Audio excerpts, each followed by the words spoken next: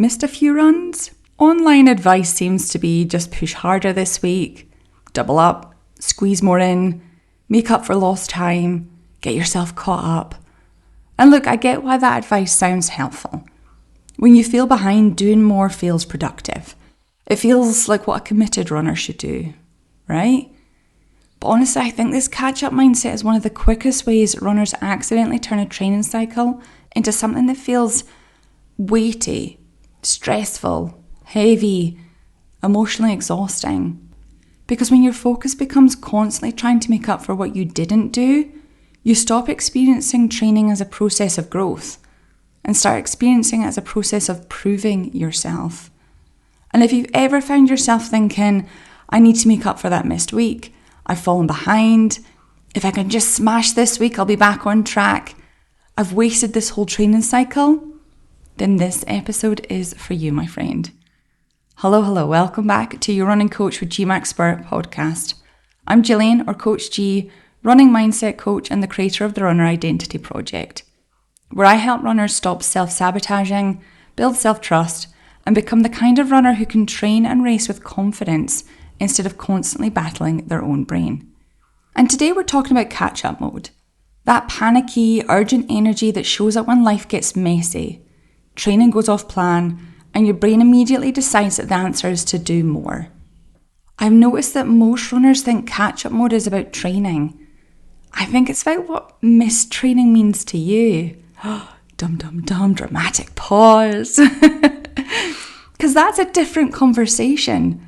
Because being honest here, missing 3 runs isn't usually the thing that causes the emotional spiral. It's what your brain makes those 3 runs mean. Suddenly it isn't, I missed 3 runs. It's, I'm losing fitness, I'm losing momentum, I'm becoming inconsistent, I'm letting myself down. What if I can't achieve my goal now? And for a lot of runners, the fear goes even deeper than that, because many of us have a version of ourselves we're desperately trying not to become again. The runner who quits. The runner who never follows through. The runner who starts things and doesn't finish them. The runner who can't trust herself. And so when training goes off plan, it can feel like evidence that maybe you're becoming that person again. Now, logically, that sounds ridiculous. Missing a few runs doesn't suddenly erase months of training. But emotionally, that's often exactly what it feels like. And that's why catch-up mode feels so urgent. You're not trying to recover 3 runs, you're trying to escape what those missed runs are making you feel. I'm speaking from experience because that used to be me massively. I used to look at my training calendar taped on my fridge and try to play Tetris with my week, moving runs around, considering doubling up sessions, trying to squeeze 7 days worth of training into 5. Let me tell you, that takes skills. Turning low mileage recovery weeks into catch-up weeks, taking what should have been a simple adjustment and turning it into a logistical nightmare. And at the time, I genuinely believed I was being disciplined. I thought this was commitment. I thought this was what true runners, serious runners did. But looking back on 2018, 2019 G, I wasn't responding to my training. I was reacting to my emotions. I could not tolerate feeling behind, the uncertainty of my goals, and the possibility that maybe things weren't going perfectly, like I was putting out on Instagram. It's a really important distinction when we're taking action from panic. The goal isn't actually fitness. The goal is relief. We just want that uncomfortable feeling to go away. We want to feel back in control. And this is where things get really interesting psychologically, because catch-up mode is often an attempt to create certainty. Think about it. You miss a week of training. Now there are questions. How much fitness have I lost? Will race day be harder? Am I still on track? Can I still achieve my goal? And your brain hates not knowing. Humans are not particularly good at uncertainty. Nope. We want answers, guarantees, and we want to feel in control. So your brain starts trying to solve the discomfort by doing more mileage, more sessions, pushing the effort, spending more time planning, more forcing missed runs into a plan that once served you. You do this because it feels productive, but control and certainty are not the same thing. Adding extra runs doesn't guarantee a race result. Doubling up sessions doesn't eliminate uncertainty. It just creates the illusion that you're back in control, and often it comes at a cost. Because catch-up mode rarely creates confidence. It usually creates burnout or injury risk. You overload an already busy week. Your body pushes back, life gets even harder, and suddenly you've missed more training than you originally missed. I've seen this happen over and over again with runners. And what fascinates me is that the real issue was never the missed sessions. The issue was the panic response. The inability to trust that a small wobble doesn't have to become a disaster. And this is why I think training cycles are about so much more than fitness. Yes, you're building endurance, you're building strength, and you're preparing for a race, but you're also becoming someone, the runner who will stand at that start line. And the question isn't what happens when training is perfect, because honestly, that's not where growth happens.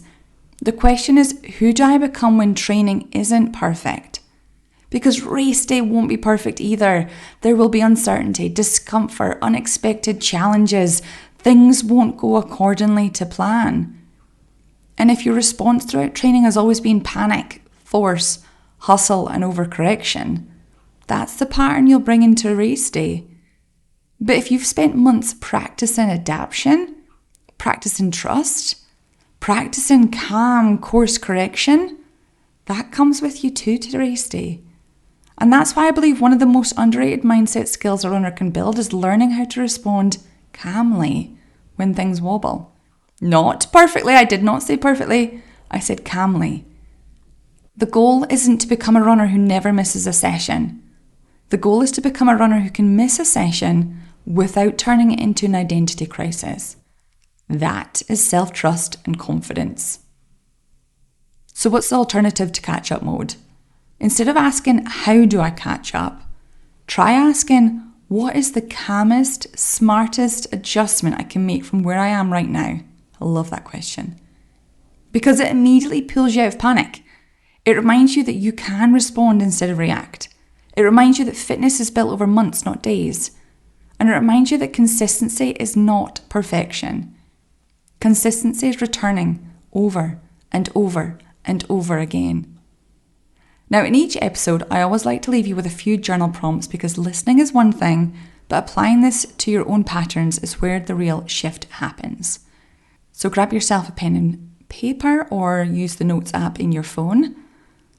So I want you to reflect on, what does being behind make me believe about myself?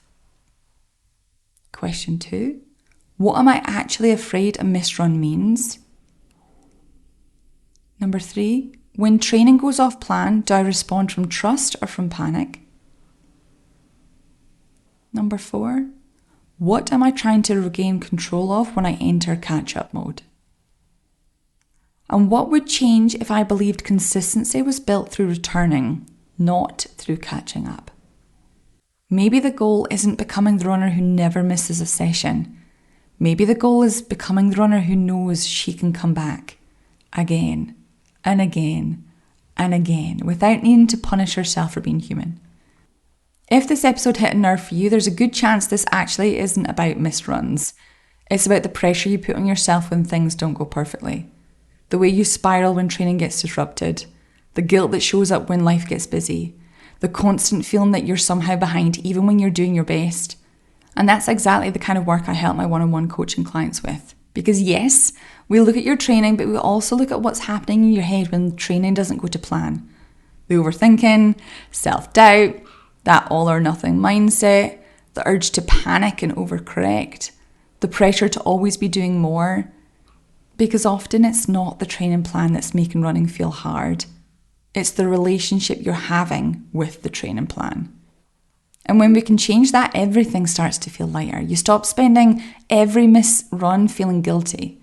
You stop trying to earn your confidence through perfect weeks.